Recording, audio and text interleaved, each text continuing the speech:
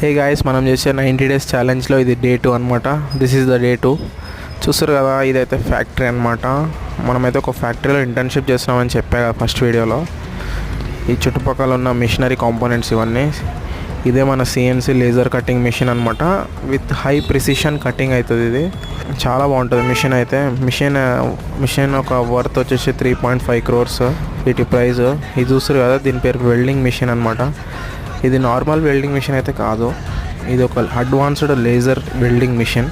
మొత్తం లేజర్తోనైతే వెల్డింగ్ అయితే అవుతుంది. చూస్తున్నారు కదా, ఆ వెల్డింగ్ స్పార్క్ అయితే ఎంత బాగా వస్తుందో.